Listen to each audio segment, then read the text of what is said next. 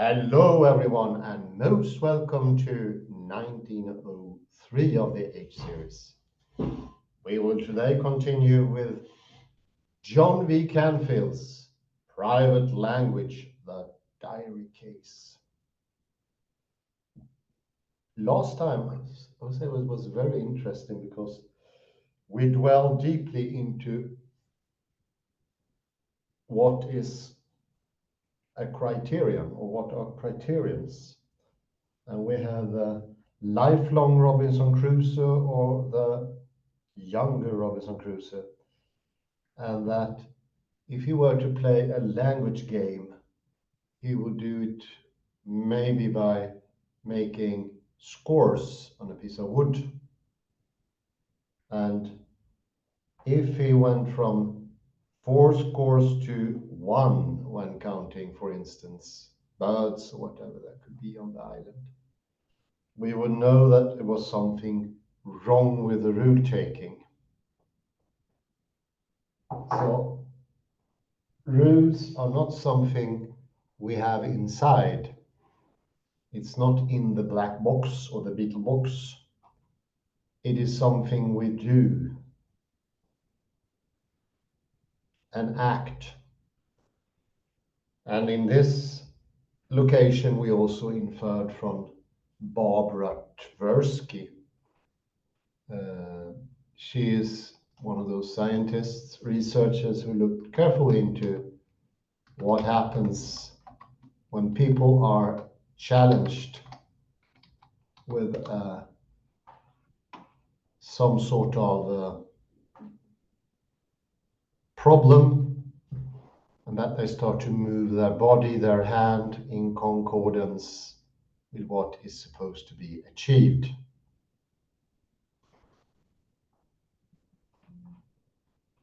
And that brings in doing into the action.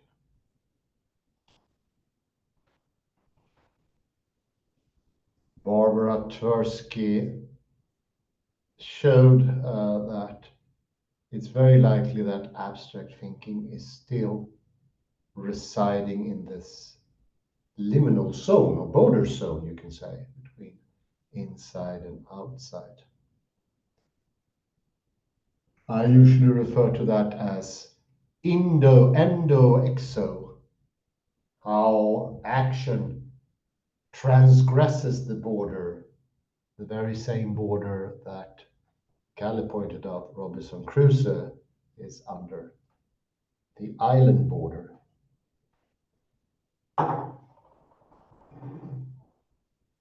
There is a sort of osmosis in the Crusoe case. He likely transcends the border.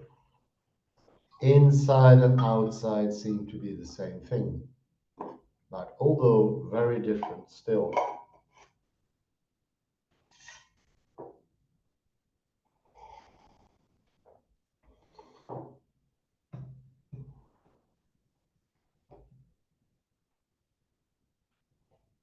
So there is always an act. This is also something coming from, I can recommend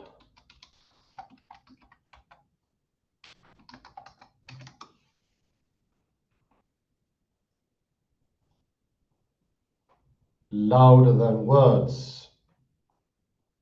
And who was the author of that?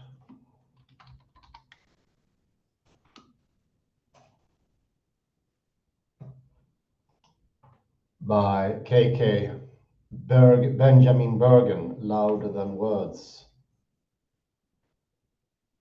Shows that all words, especially the complicated ones, are closely connected to the motor cortex. We do them. It's an act to have abstract thinking. That also shows that flying pigs, as in this example, are not really things that we can think of. Because there is flying pigs, yeah. No.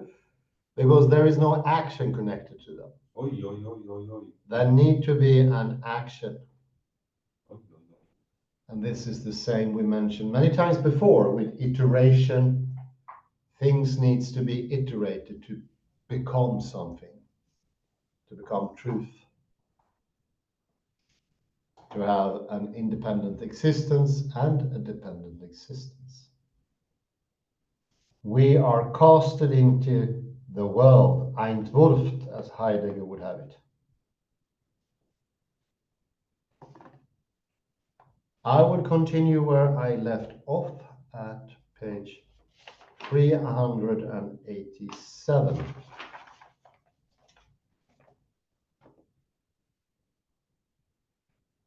With the word four-cycle way, if I don't remember. Maybe we can have the text slightly bit larger. Introducing ostensive definition into the above examples brings them into contact with a direct case. Suppose the first tribe changes color terms every 20 years, and that it is J's task to introduce a new name for red.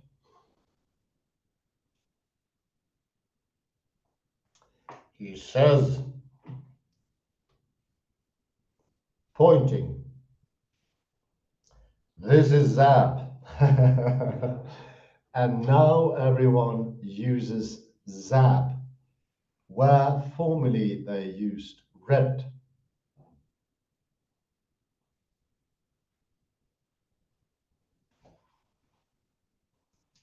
The criterion for J remembers the definition correctly is the same as the earlier one,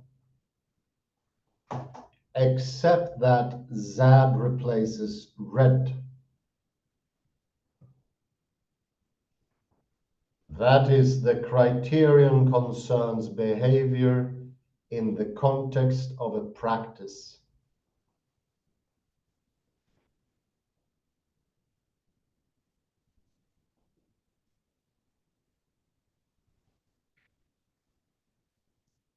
In the four-cycle tribe, if such a 20-year name change were to take place, the ostensive definition, "This is Zab," given on day one, would introduce a new name for the cycle term red. Red.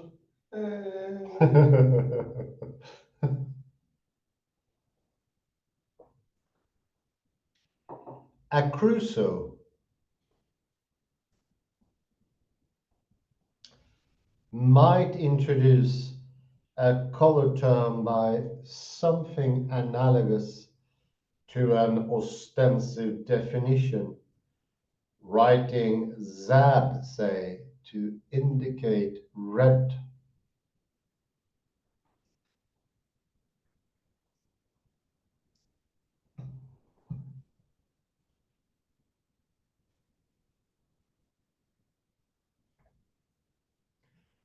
That he was using the word to stand for that color would be shown by his subsequent behavior.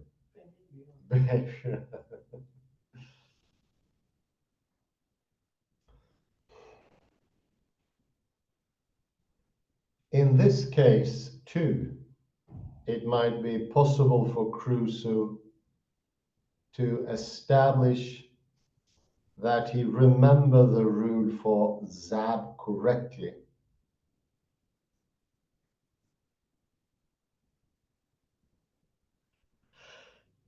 In this and the other examples,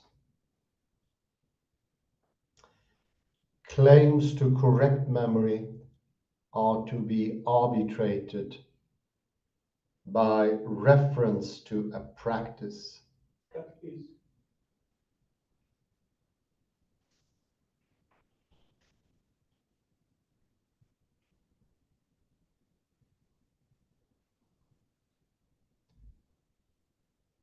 strong and weak versions of the diary.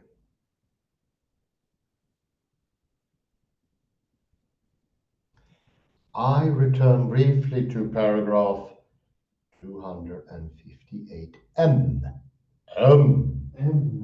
In order to differentiate between strong and weak readings of the requirement that the diarist remember the connection right.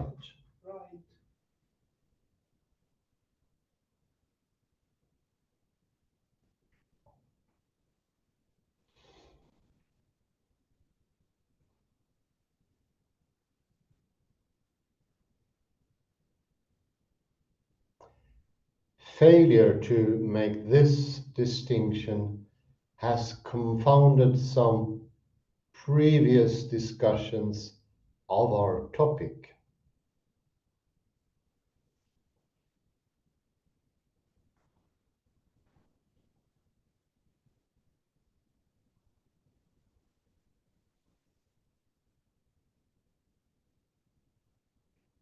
Of the strong interpretation, we require that the diarist know or be able to prove or establish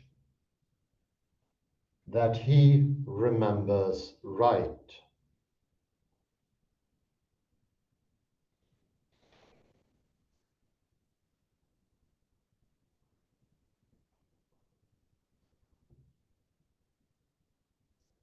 On the weak rendering, we require simply that he remember the connection right.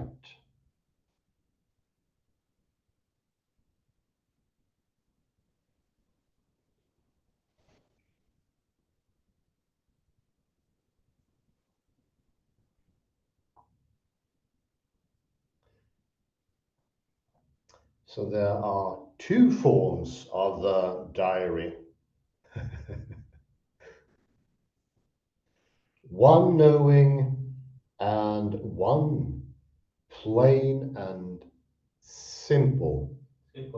Simple.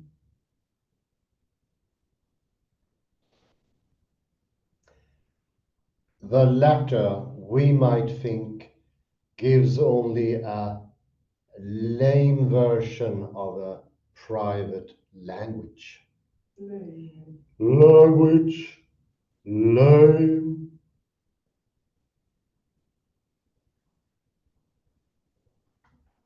The diarist may, perhaps owing to luck,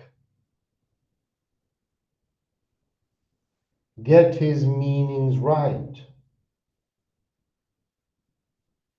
but he does not establish that he does so.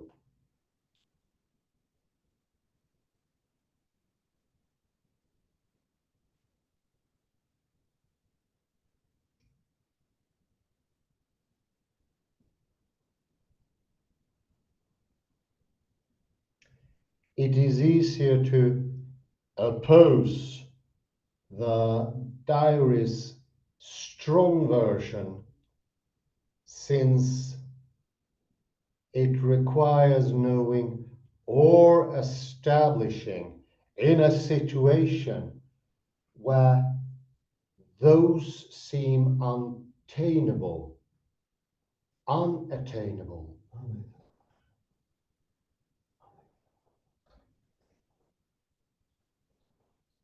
But then the proponent of private language would have an escape hatch.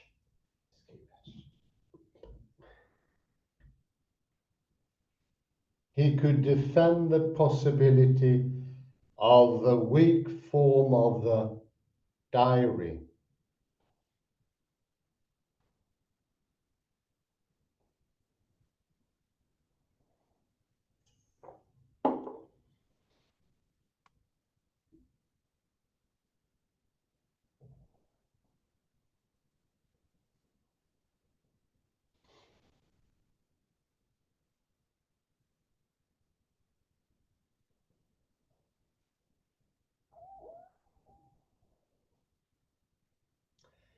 I believe that Vogelin, in his attack on what he calls the public check variant of the private language argument, uses such an escape hatch. Escape. Oh dear.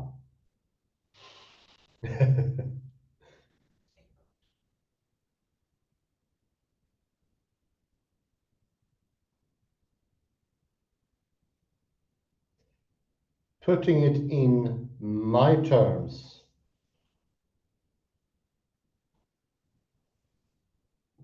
the strategy is to say that the public check account attacks a strong form of the private diary.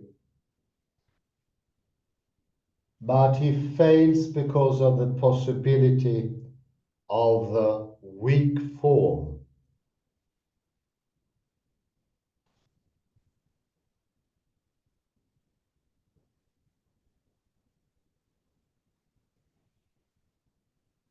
If the weak version goes, so does the strong.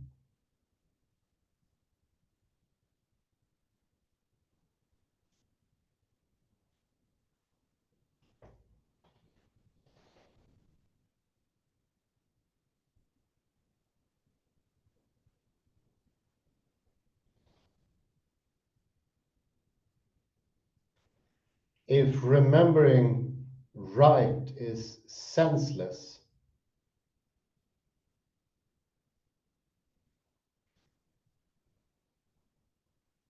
here so is knowing, justifying, or determining that one has remembered right.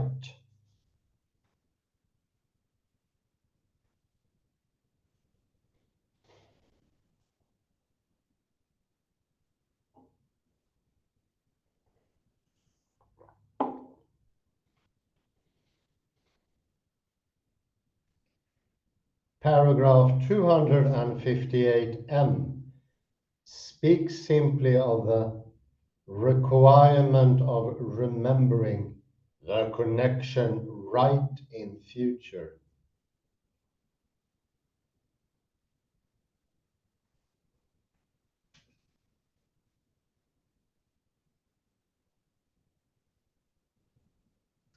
Widening.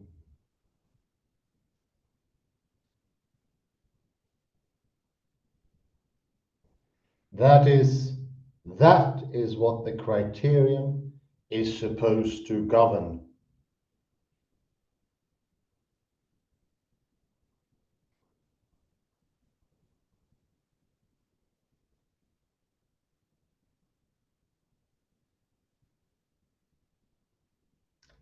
It is the same requirement that is at issue in the following three sentences of paragraph 258.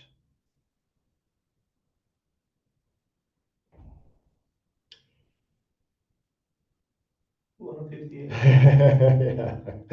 So, for example, paragraph 258p tells us that what makes no sense is not he knows he remembered right, but rather simply he remembered right.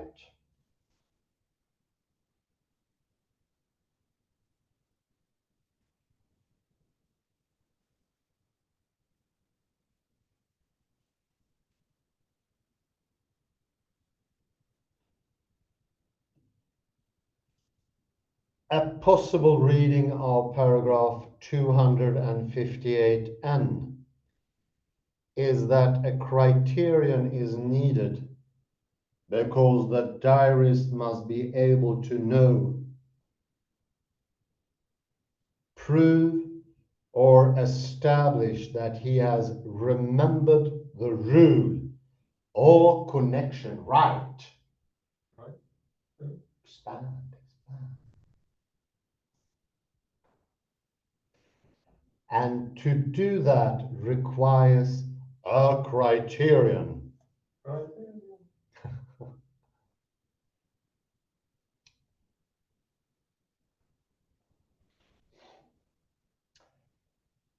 Without a criterion,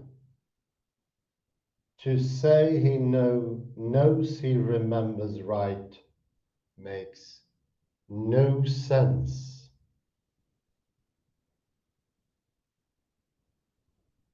Nonsense.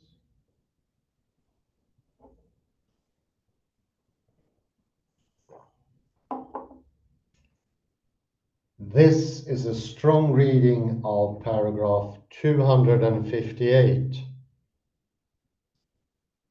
except that instead of speaking, as some writers do, of knowing, whether a given sensation is truly S. Yes. One speaks of knowing whether one has remembered the meaning of S right.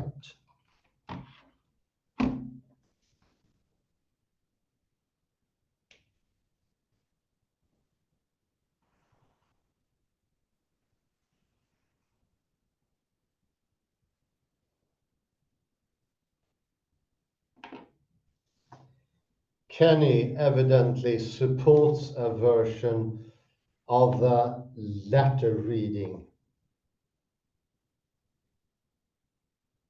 The weak alternative is correct, however.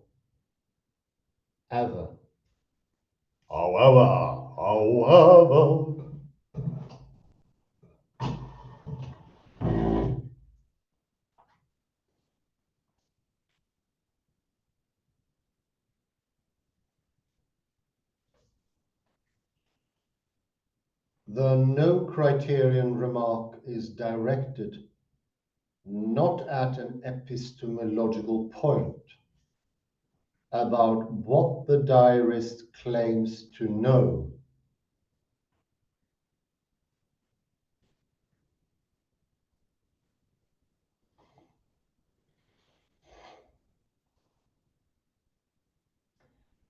but rather at a logical or grammatical point, namely that his remembering right in this context makes no sense.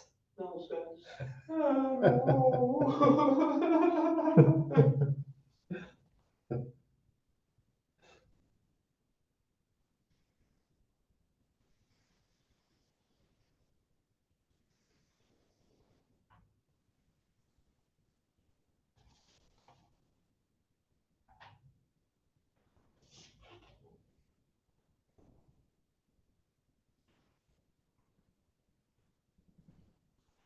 A key proposition. A key proposition. In the philosophical remarks, paragraph 48, Wittgenstein writes, our propositions are only verified by the present.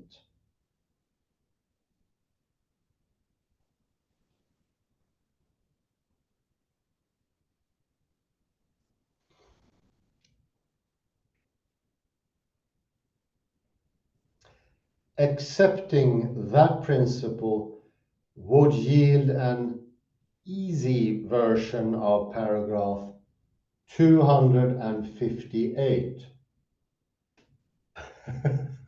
provided we equate criteria and verification conditions.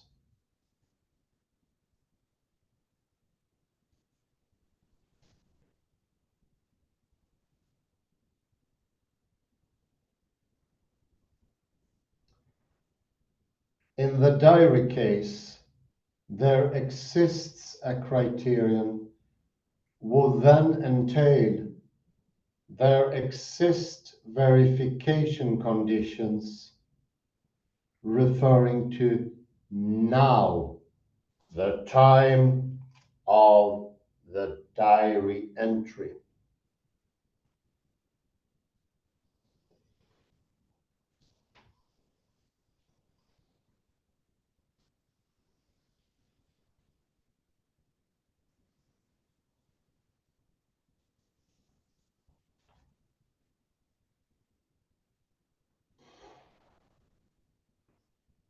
The only such condition available at that moment is the unacceptable one.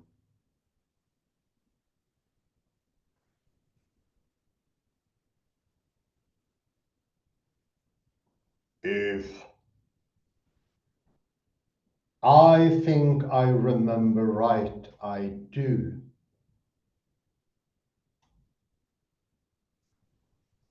What lies behind the remarks precept is the idea that propositions must be tested against the immediately given sense data.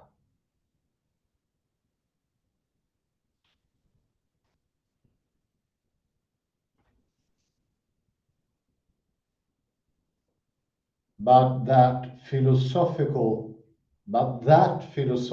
notion of the immediately given or direct experience is the very target of paragraph 258.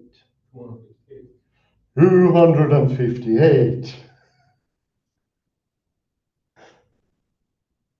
Forehead.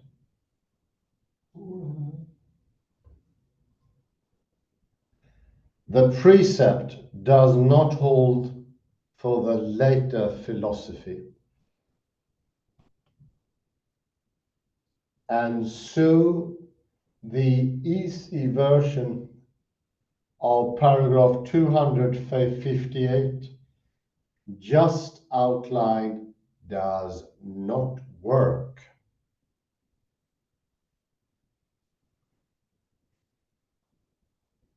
An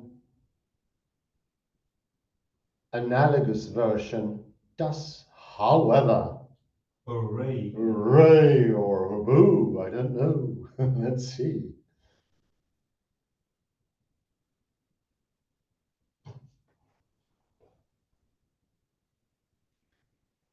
An investigation analog of the remarks postulate is this. Present tense criteria govern the truth of past tense propositions.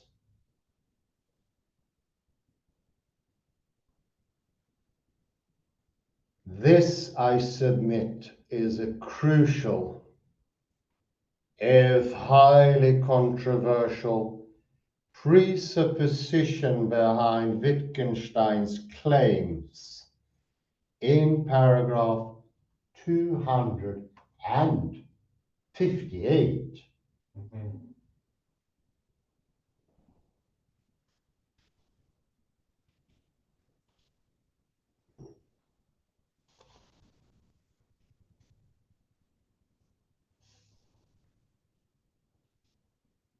By present tense criteria, I mean ones concerning events at the time of judgment or subsequently. Subsequently, yeah, indeed, very good. It's actually quite apt. The echo here couldn't be more correct.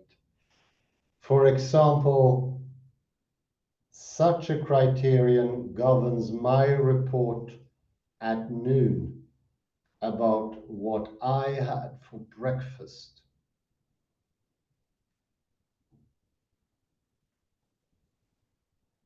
If I am sincere and if my claim is borne out by physical and testimonial evidence,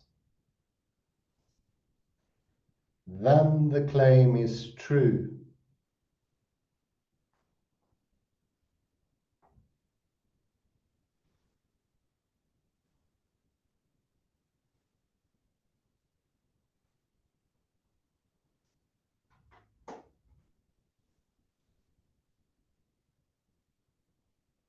Very different sorts of criteria operate in that case of establishing such things as when a species became extinct. Explain.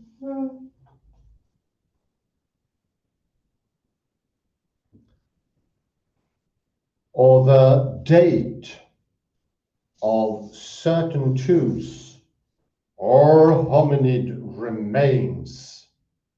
Remains. Money remains.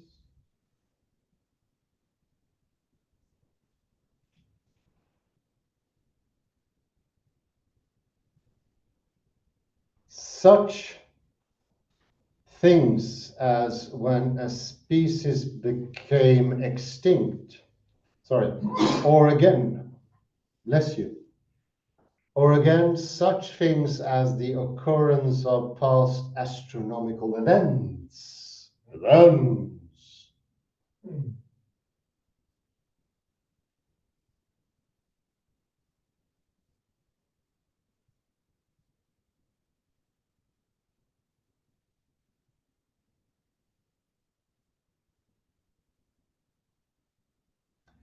Or cosmological happenings in the first moments after the Big Bang. Ba-dum.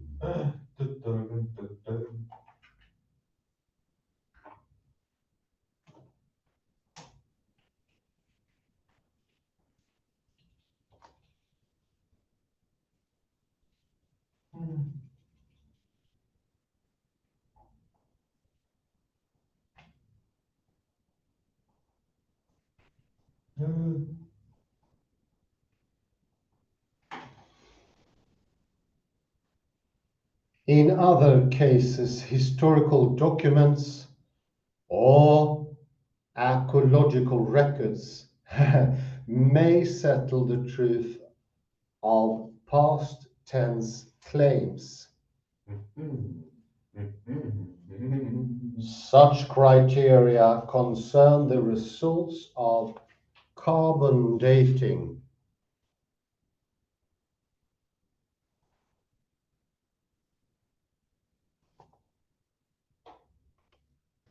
Or what is said, say in Tacitus, it must be Tractatus, I think. Or is it Tacitus? The history of Tacitus, yes, the Roman history of the first Okay, second century. or what the theoretical physics dictates, and so on.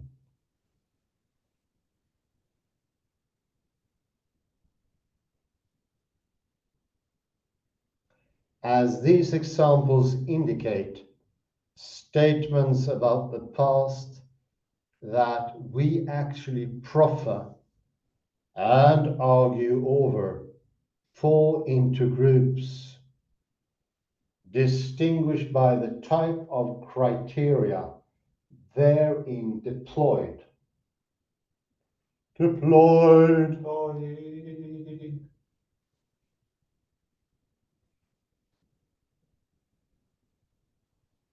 But all those criteria concern matters at the time of our subsequent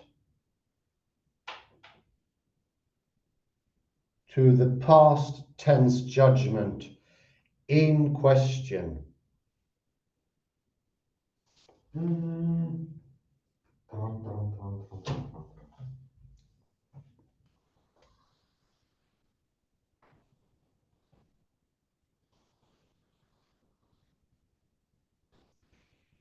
we need not know exactly what criterion will establish or refute one of the claims from one of these types.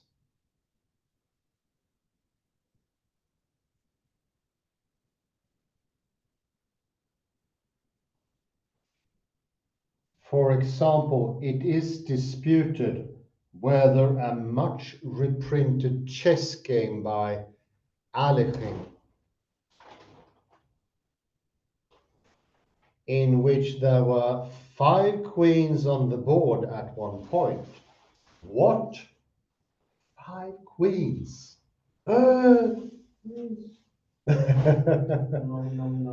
Was actually played or made up with him, up by him.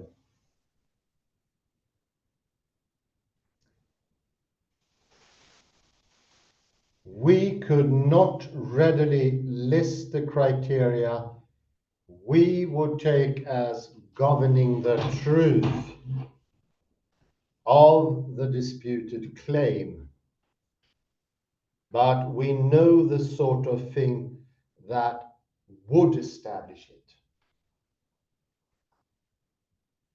For instance, the discovery of score sheets of the tournament in which it occurred. Score sheets, those are the proof.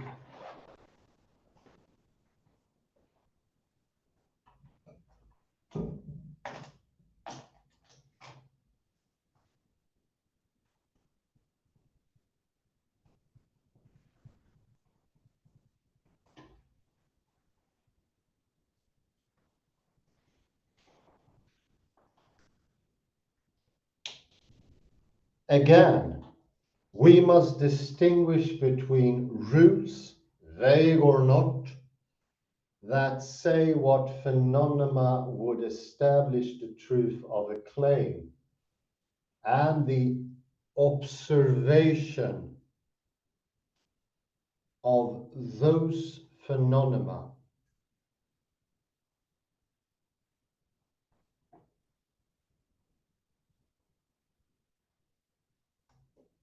So to say that there is a present tense criterion governing a certain claim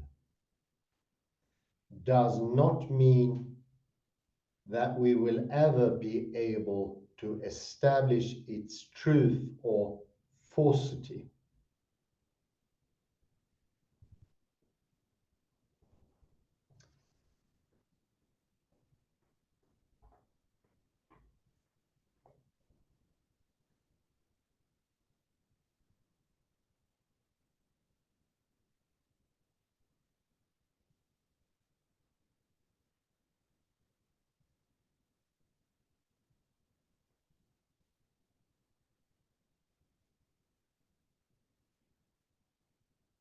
Tacitus tells us of the assassination of one Lucius Corporius Piso and discusses the question of whether the murder was part of a conspiracy.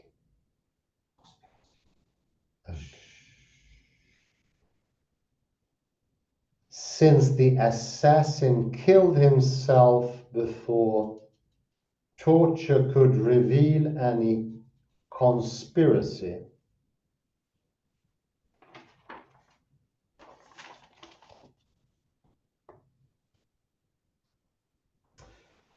we doubtless will never know the answer, but we understand the question.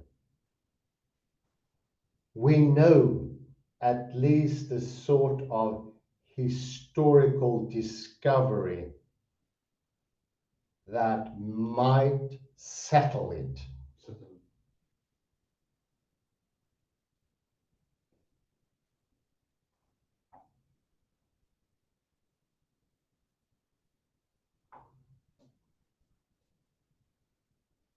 Does Wittgenstein accept the past-present presupposition I have been discussing?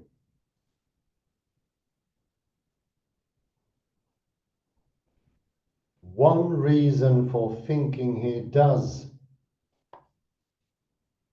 is that it yields a plausible account of the remarks in paragraph 258 M to P, as I shall now indicate.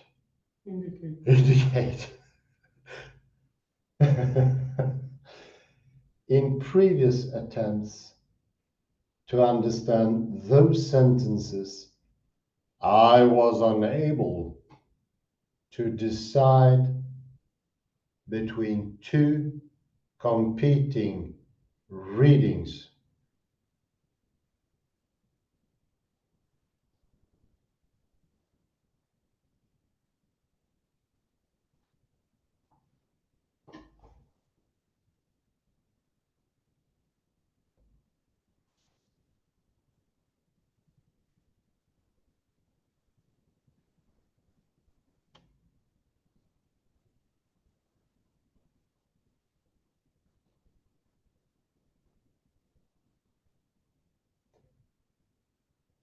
I shall now indicate.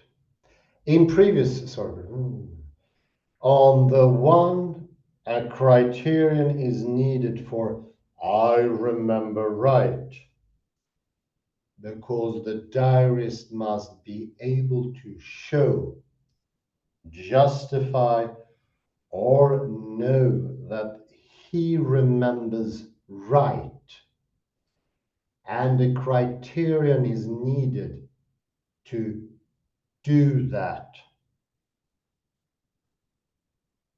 In the private case, no such criterion exists. So one is reduced to the state depicted in paragraph 258. O.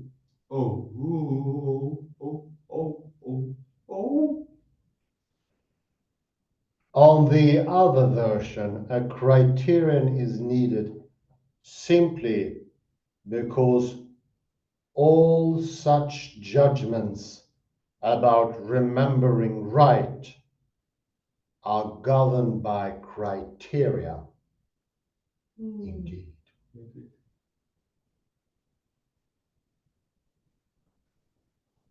These two versions mirror the strong and weak accounts of the diary distinguished above.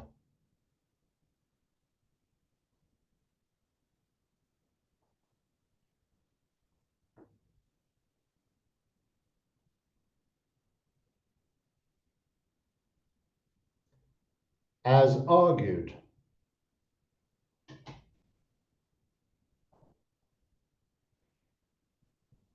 there the text shows clearly that the second or weak versions is correct. The trouble is that it now becomes unclear why no criterion is available.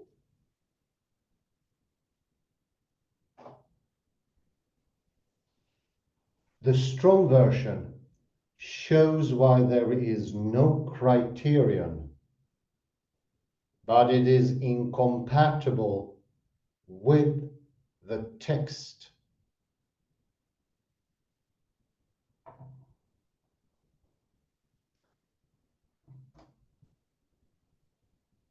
The weak version is compatible with the text, but makes it hard to understand why there is no criterion.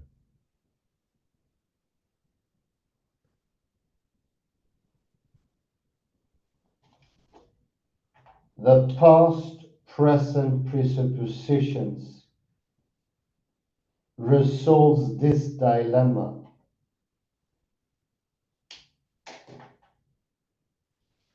As the text dictates, it is the weaker version we are to deal with, but the criterion operative there must have reference.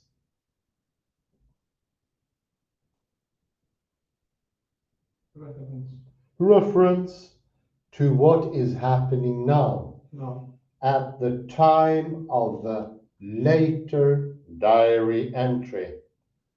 It must be a present tense criterion, and clearly there is none.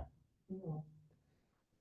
So none will be the pause button. I will actually put this to pause. So some summation here. Let's go for some quotes.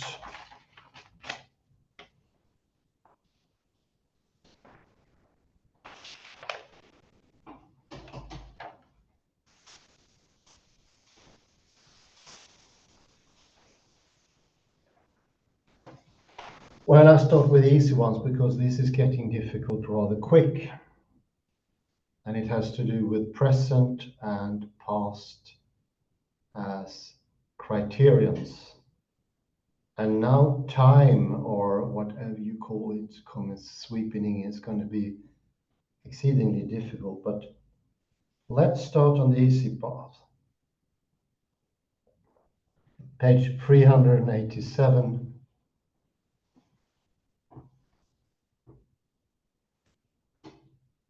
The bottom here, just to explain a bit more, the strong reading. This is a strong reading of paragraph 258, except that instead of speaking as some writers do of knowing whether a given sensation is truly S, one speaks of knowing whether one has remembered the meaning of S right. Right.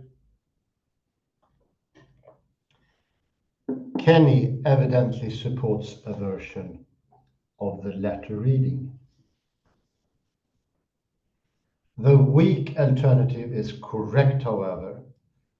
The no criterion remark is directed not at, and this is the important part, not at an epistemological point about what the diarist claims to know, but rather at a logical or a grammatical point, namely that his remembering right in this context makes no sense. And this is quite a different thing. And to sum it up, this first thing is that I'd say 99% of the population think it's an epistemological point. It has to do with our knowledge. And this is not the case, and this is what Canfield here is showing.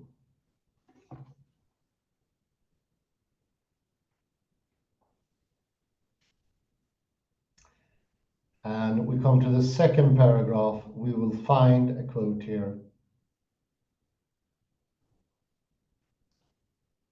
A key presupposition in the philosophical remarks, Wittgenstein writes, our propositions are only verified by the present.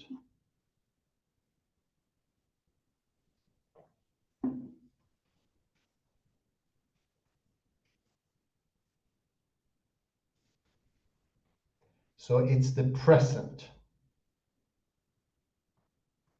Things can only be verified in the present and no time else. Let's start with that supposition. Go further down. there exists a criterion would then entail, listen now, there exist verification conditions referring to now, the time of the diary entry. It's the now I'm after. The only such condition available at that moment is the unacceptable one. That would be, if I think I remember right, I do.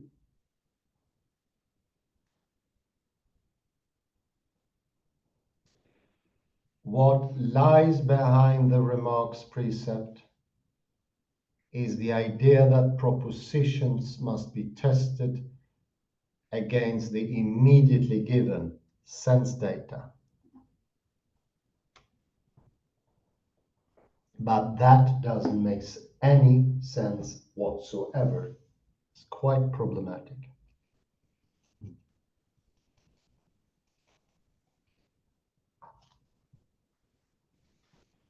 There is no immediacy to check memories from, because they're simply not present anymore. They are no longer there.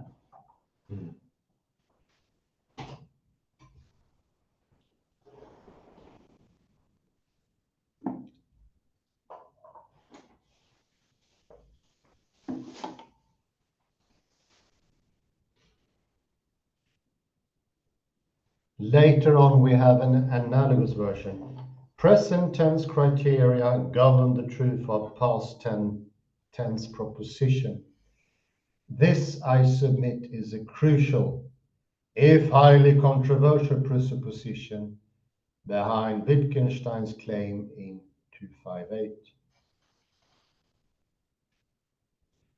By present tense criteria, I mean ones concerning events at the time of judgment or subsequently.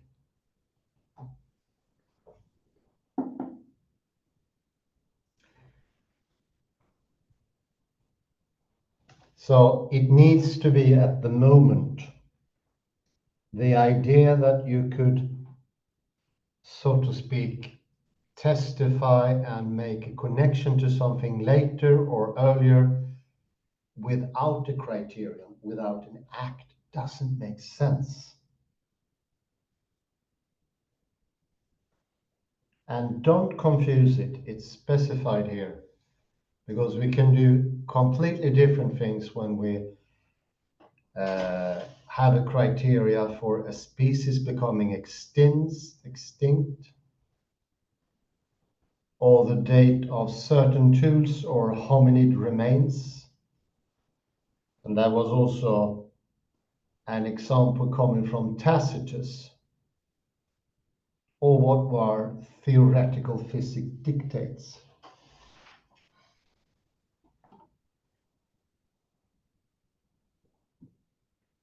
At the end, we find we couldn't readily list the criteria we would take as governing the truth of the disputed claim, but we know the sort of thing that would establish it. So all these things have different criteria. They're not alike, none of them. Carbon dating for the last hominid. For Tacitus, it could be some text you find. For Alekhine, you will need some papers or a witness. There is nothing in these that are vaguely similar. So the idea that there be a criterion for checking one's memory inside the head doesn't make any sense. We generalize the rule and we think, oh, all of a sudden it's somehow inside our heads without giving any explanation. Why? There cannot be an explanation. What would you check your memory against? Nothing.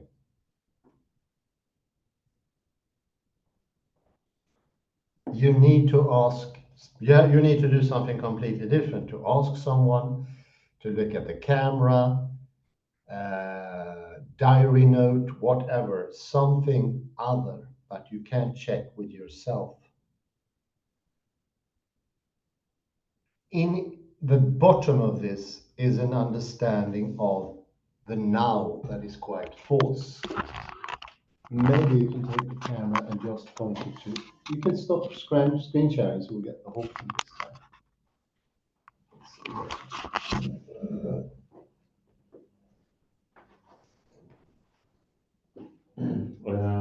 But you stay still.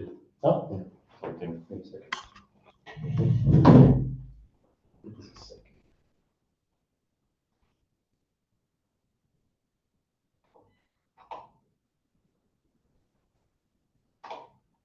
Here.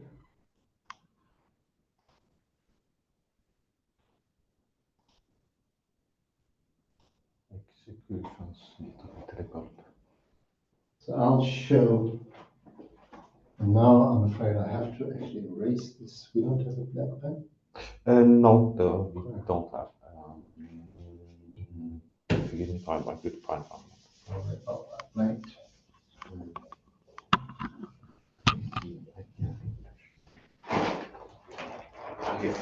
Oh, very kind. Fantastic. So I think linear time here is the culprit. And it's the idea that in the same moment you can find a memory proof somewhere. Memory one, that goes to sensation one. All this happening in the black box. So at the same time as the memory happens, you can check the memory somewhere from the inside and thereby understanding, that was a correct memory. I remember rightly. And nothing on the outside. The only thing I need here is this now. This is wrong. There is no fleeting now. Now doesn't really make any sense whatsoever in this case. Could make sense in other cases, but in this case it doesn't. And that sort of kills off the private language, or the idea that you can make mental notes and check your own memory without sort of doing things in the world. Because in all the other examples, carbon dating, checking Tacitus out, checking if Alekhine made his right moves, or why not if you check if there is such a thing as a zebra in Australia, indigenous or something like that. You can find your proof somewhere, but they are all exo on the outside. This is supposed to be on the inside only. Solo lectura a bit, and the only help is a sort so to speak, elusive now, which is checked.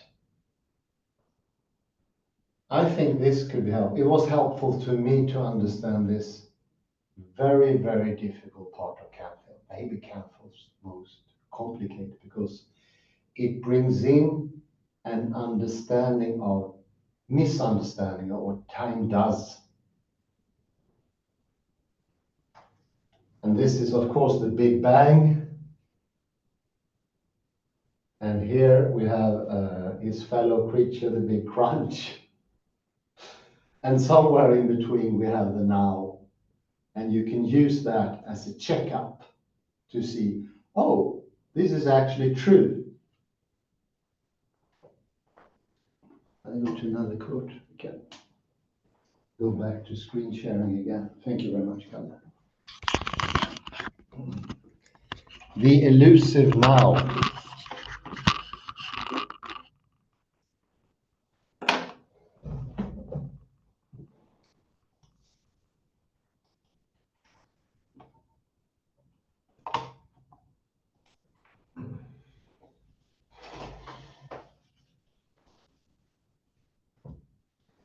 All the other examples, they are very unlike, but they have different rules for them.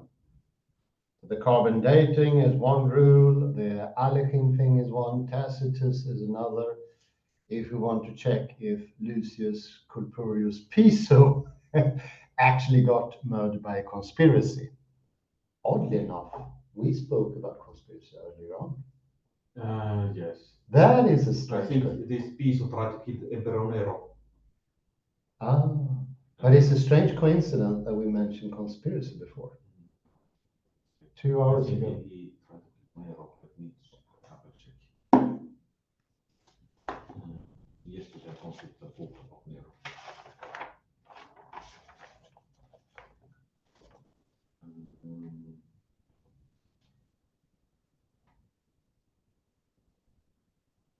Nero, okay, he was related to. There was also one Nero. No, okay, it was this one. Father of Julius Caesar, this one. Mhm. There is on 389 another quote, the second paragraph, if you can put that up, please. And does Wittgenstein accept the past-present presupposition? Well, it solves the problem. And it yields definitely, I think so, it yields a plausible account of the remarks in paragraph 258. There is a family resemblance between the different rules here, definitely, definitely. But they are alike, unlike each other, not alike. And for the private language argument to hold, they need to be exactly the like, identical. And I think this is one of the toughest things to understand. This is something to do with time and the misunderstanding that time is not rules, different doings.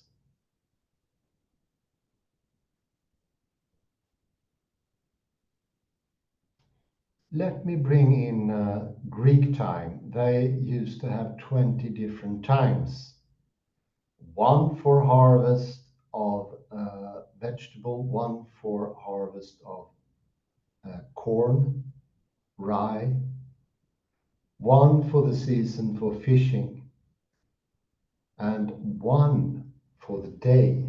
The one for the day was when the morning rise, the sun rised, and when the sun set was divided into either 6 or 12 parts.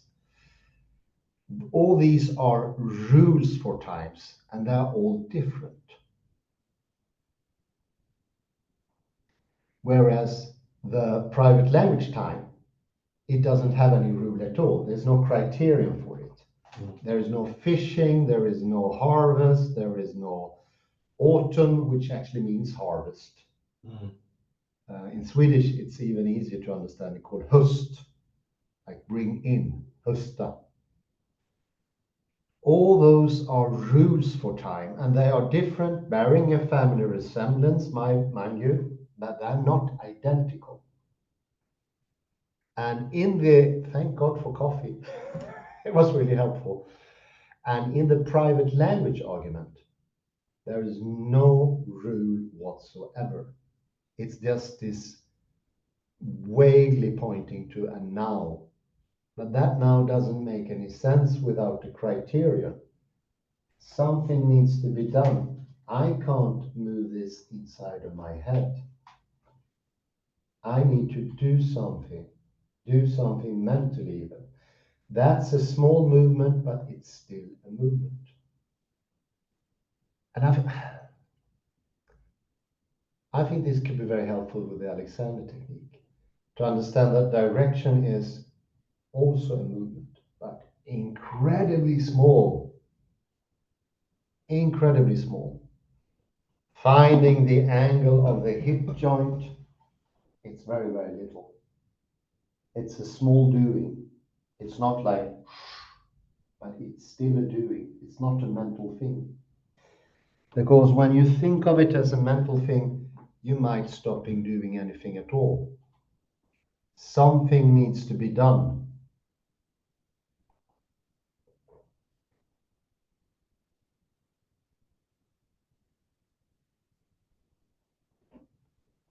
And I think it was an excellent example because the width of the examples, that's the thing that helped me.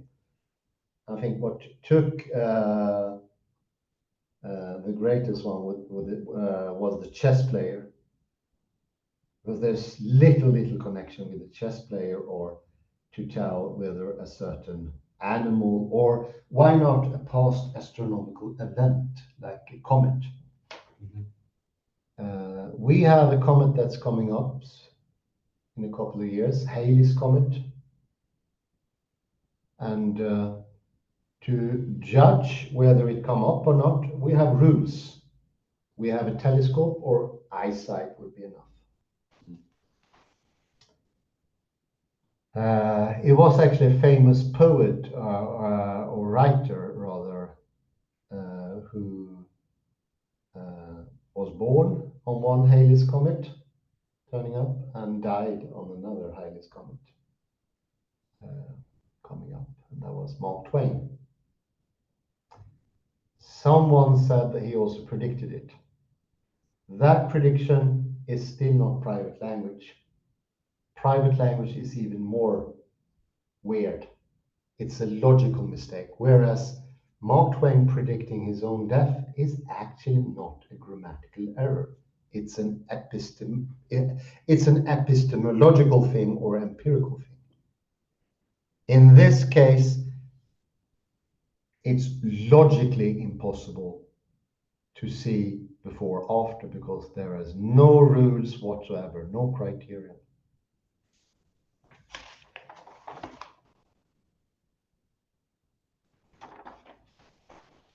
So Canfield is here being very helpful. The past present proposition, the last sentence on this, the penultimate sentence of 389, second paragraph.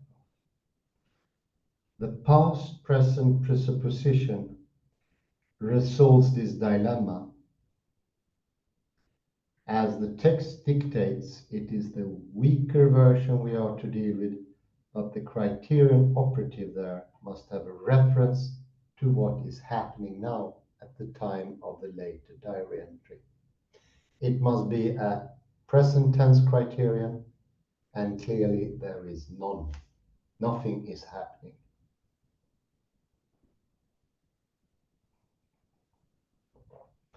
A difficult point indeed, and now I invite my colleague Kalle to join. See if we dare to put it on the terms. Hans, could you please tell us about the chess game, Alec game? How can there be 5 queens? You don't have the rules, yeah. If you put a pawn on the opponent's other side, it turns into a queen. Really in a normal chess? Yeah. But of course, 5 queens. That's very seldom. I really must have missed this advanced variant of chess. That's a normal chess. Really?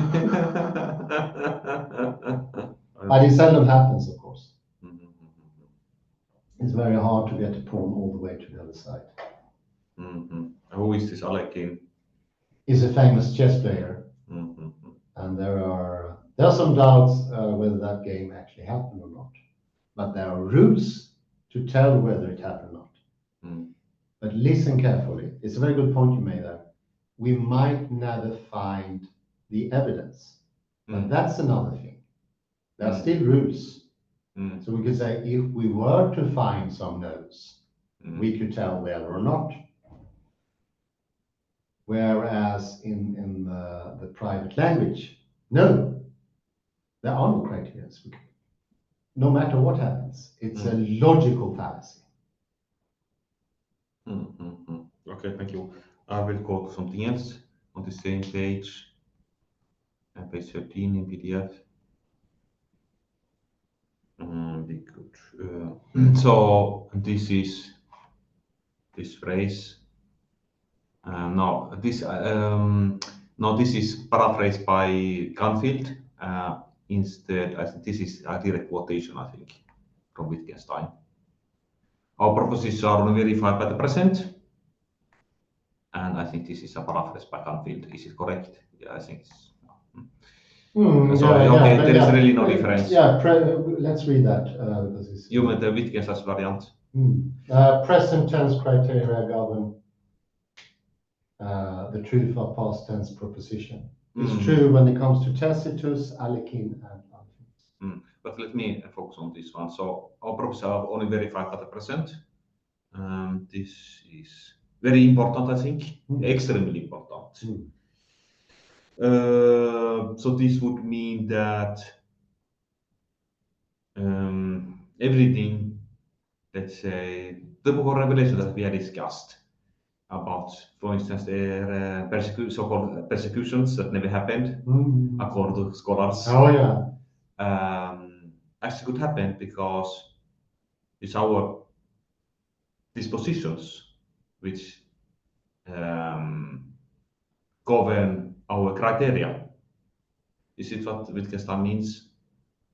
Well, yeah. It's the first part of the argument is not that difficult, and what you say is correct. There could be different criteria, and there could be different criteria for what is. For instance, there are many examples, a gazillion of them, but one could be criteria for what is persecution. I think someone suggested another view of that. So there are numerous different rules. And there is, of course, a rule for the end of the world. It ends. It ceases to exist. It's no longer there. I think actually this, I think, I don't know if you can call it a pun, but I made up this earlier. I think it's a very good point. Positions, I would call views, of the past identified by our disposition. Yeah, sounds Positions good. of the past identified by our disposition. Yeah, nice one. Not bad. I like it. So, because disposition in this case, if we don't want to see any persecution, we will not see it. No. So that's the. You create your own rules, and they're also governed by the knowledge you have. So someone might claim for a certain rule to be true or not. There wasn't enough knowledge at the time to carbon date a painting by Leonardo da Vinci or something like that. That's another thing. That's another thing as well. There's loads of rules. Let me see. Then Wittgenstein continues. There exists a criterion. Then in there exists verification conditions referring to now. That is what I think. Let me paraphrase this.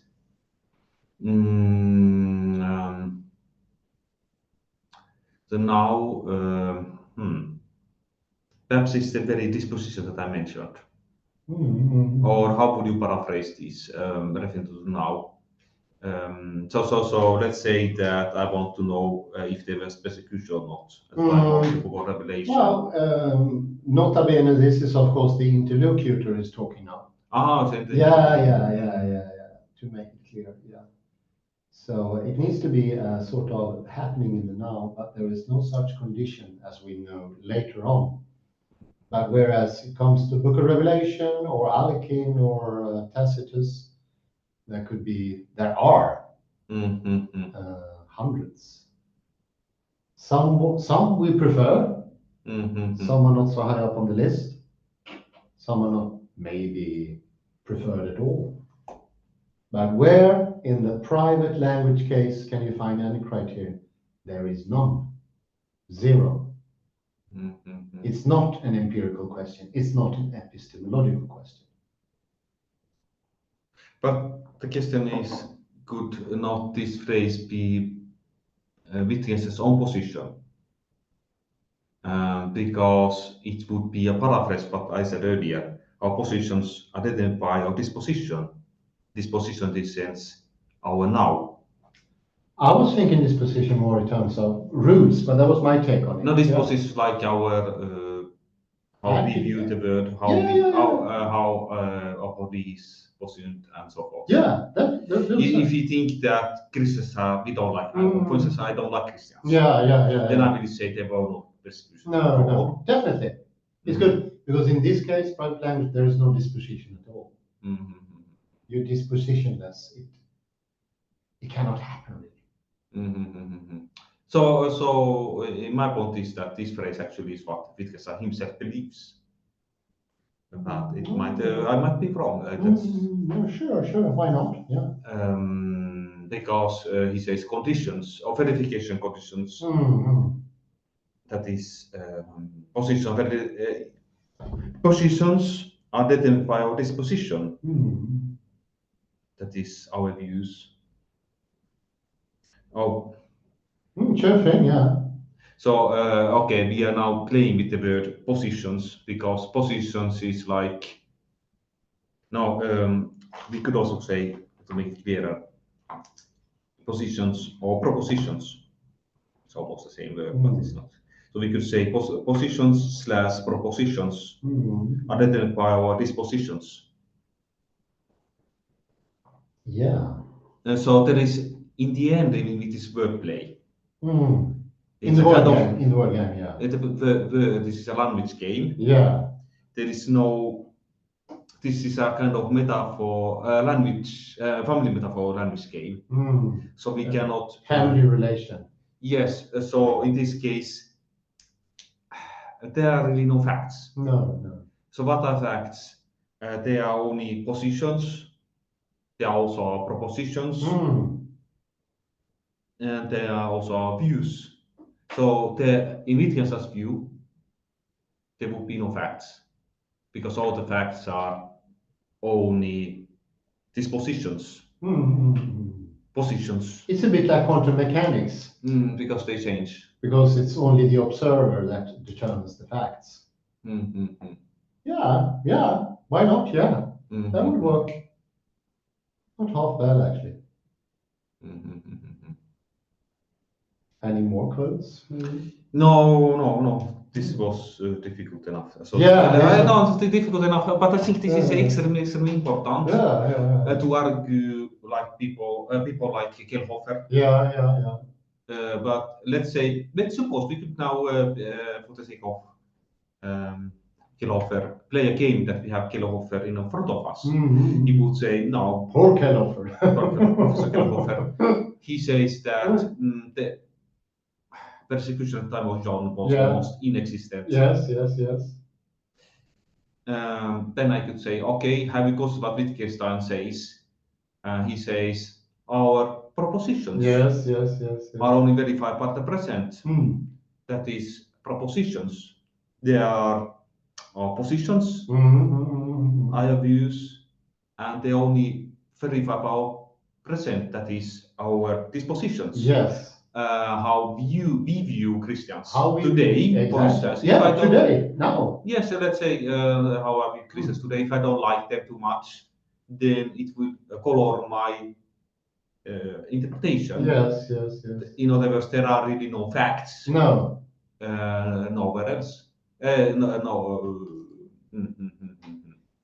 I just put a very short And now position? And now let's imagine that we have a reporter in front of us who says that facts are these, that, let's say, President Trump, he's a very mean person, he does this and that. Okay. What do you mean by facts? Do you know, Mr. Reporter, what Wittgenstein said?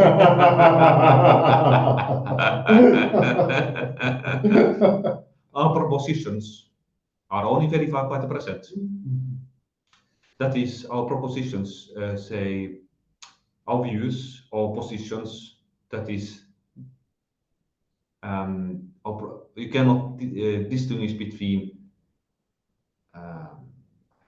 propositions. In this case, are facts, so-called facts. Yeah. And you cannot distinguish them between facts. Facts are like, we could say, propositions. And propositions are also like positions. They're really the same language. Proposition, position, is the same Latin root word.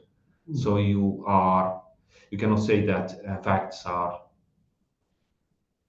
hanging out there somewhere. They are our exactly. They're not hanging out. They're not transcendental. They're dependent of a criterion. Yes, they are verified by the present. that is how we view, in this case, we Donald Trump, if we don't like him, then our present, so to say, colors how we view the world. Even stronger than that, decides, I would say. Yes, yes, besides.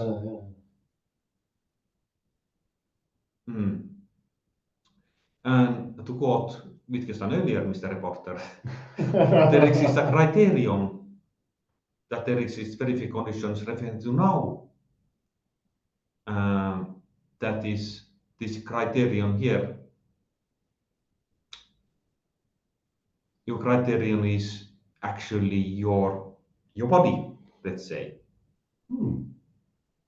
Your acts, like this Newtonian XYZ. Yeah. That exists conditions referring to now, but where would you put this now? And so criterion, there cannot be a criterion hanging out there because it's always you.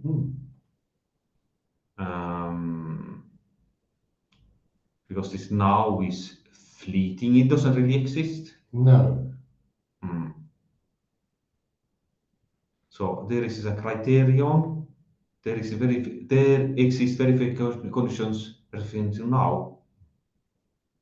That is. Yeah, or you could also say that there are different nows depending on, we're speaking about Tacitus, we're speaking about Alekim. The rules are different. They have a family resemblance. So there are different nows, or they are quite different actually. So it depends, let's say, if I'm writing now or if I'm writing the next year. I don't know. It's a difficult sentence. There is a criterion.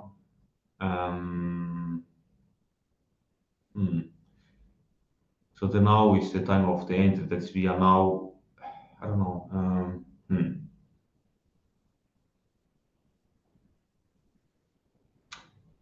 So I don't know if this phrase is really Wittgenstein's point, because the now should decide everything. And how can this? Okay, so this now decides everything. And this now is always moving. So this now is always moving. However you do it. And it's kind of perhaps a relative now. Yeah. So then the reporter perhaps will say then everything is relative. Possibly, yeah. Yes, indeed, because it's always your disposition, your views that decides. Yeah. Yeah, indeed. What do you say? Maybe we should end Yes. It's a very tough question. Thank you for participating. Thank God for coffee that helped me out. Thank you, Kalle Lundahl. Thank you, everyone, for listening in. Have a very pleasant morning, day, afternoon, or wherever you are. Bye-bye for now.